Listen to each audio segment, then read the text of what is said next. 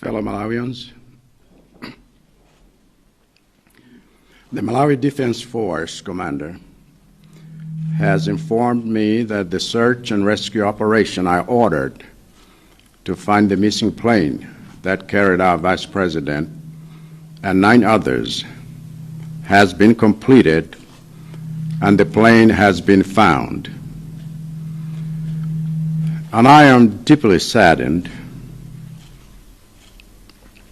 and sorry to inform you all that it has turned out to be a terrible tragedy.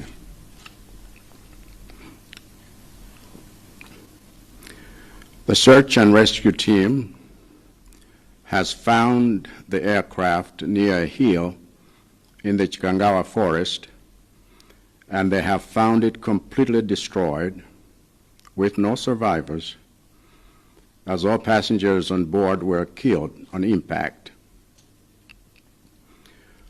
Words cannot describe how heartbreaking this is, and I can only imagine how much pain and anguish you all must be feeling at this time, as well as how much pain and anguish you all will be feeling in the coming days and weeks as we mourn this terrible loss.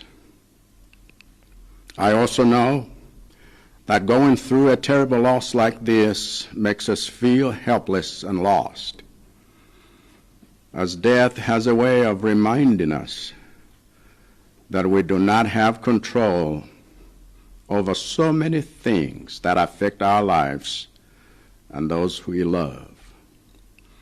We feel helpless because we know that the people who perished in this tragic and terrible accident could have been any one of us. And we feel helpless because a day like today reminds us that one day, and any day, death will in fact come for each one of us, and we will be powerless to stop it. That aircraft is an aircraft I have myself used on similar trips, an aircraft that others had used just the day before, and an aircraft that the crew had just operated successfully just hours before.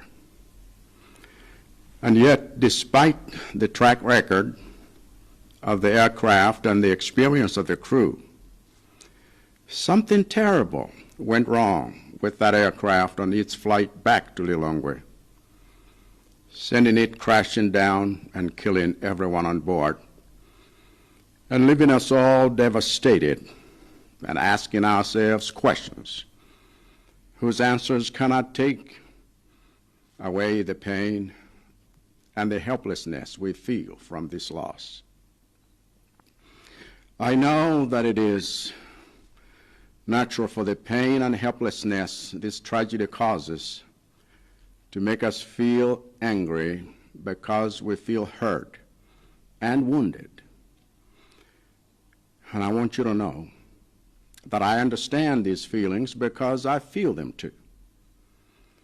So because we are all feeling these things, it is important that we comfort each other now and in the weeks to come as we mourn together.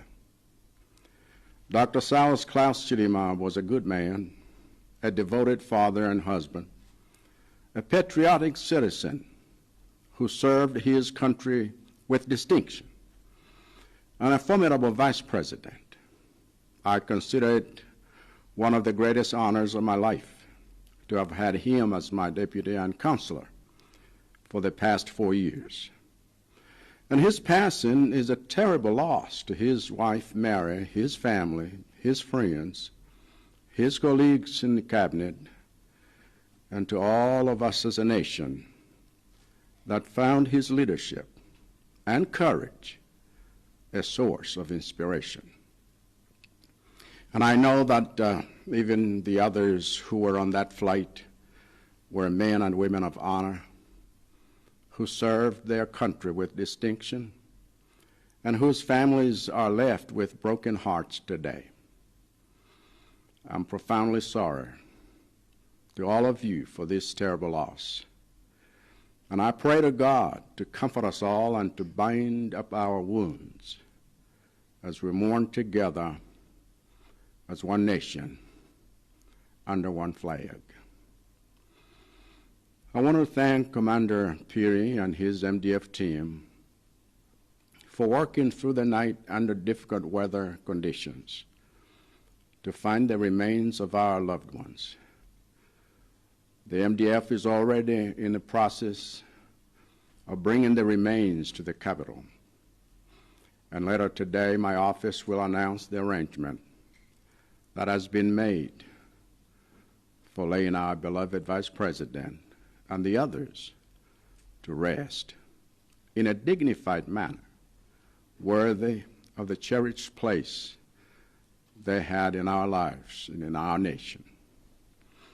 I must also thank all former presidents of Malawi for the solidarity they expressed to me when I called each one of them to inform them of the terrible news, because it is in times like this that we must stand together as one people.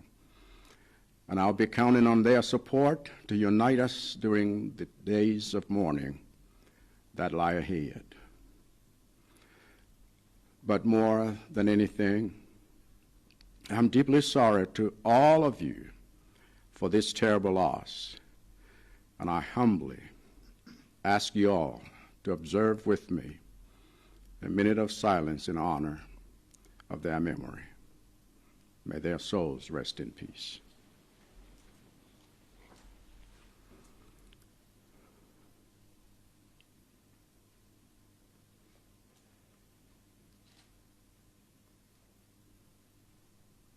Amen.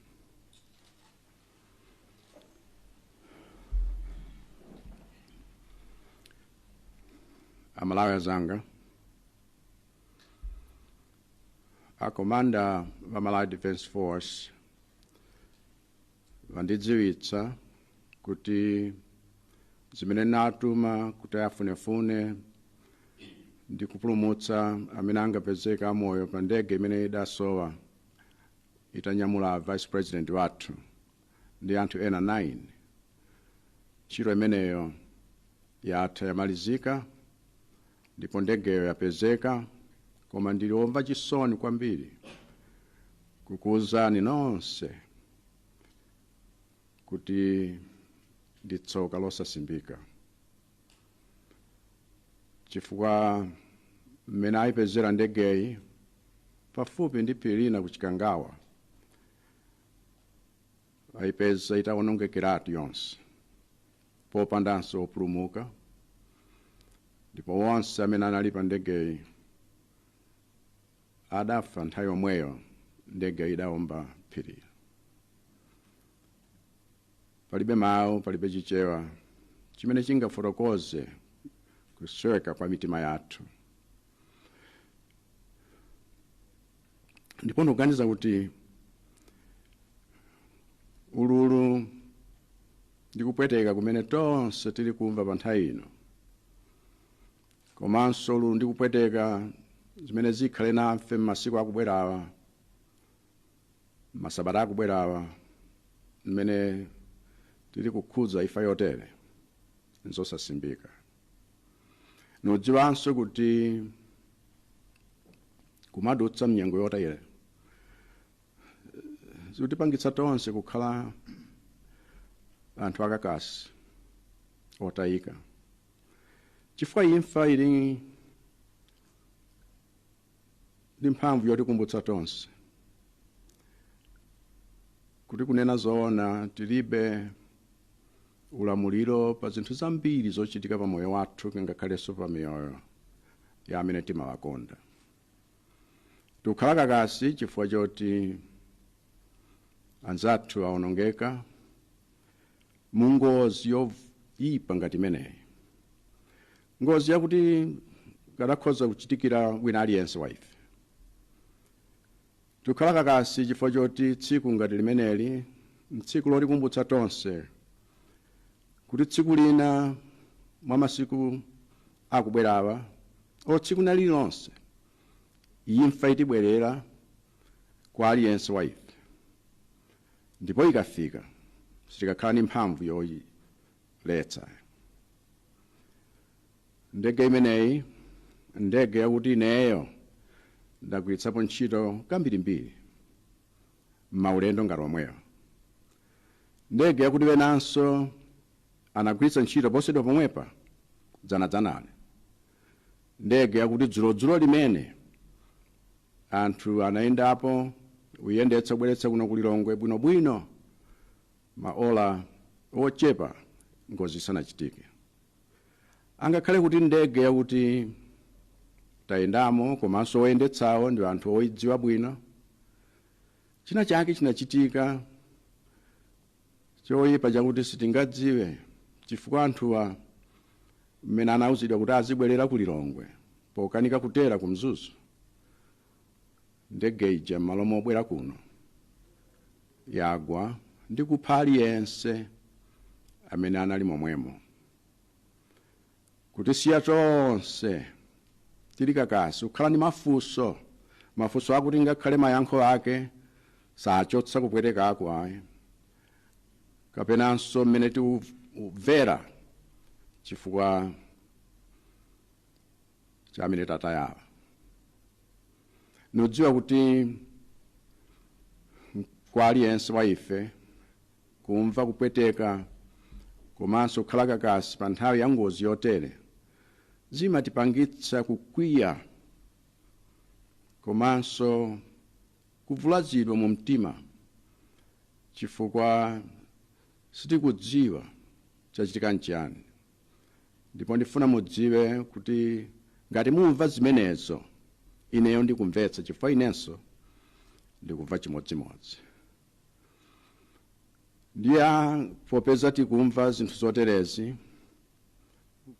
nkoyenerera kofunikira kuti titonthozane wina ndi mnzake pali pano komanso ngakhale masabata akubwerawa pamene tili kukhuza ngozi imeneyi. Dr. SAULOS CHILIMA anali munthu wabwino, tate komanso mwamuna wa mkazi wa Mary, koma munthu wodzipereka wokonda dziko lake, kutumikira dziko lino komanso kutumikira ndi changu. Vice President amene anali wolimba mtima. Ndichiyesa chinthu cha mtengo wapatali mmoyo wanga kuti ndakhala naye ngati wachiwiri wanga komanso ngati mlangizi wanga zaka 4 zapitazi. Ndipo imfa yawo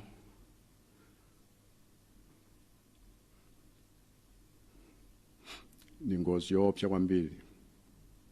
Tatayika, kupasuka, Mai Mary wapasuka, banja lawo lapasuka, abwezi wake apasuka, wonse amene timagwirana ntchito amagwirana ntchito mkabineti wapasuka, tonse ngati dziko la Malawi tapasuka chifukwa utsogoleri wawo ndi kulimba mtima kwawo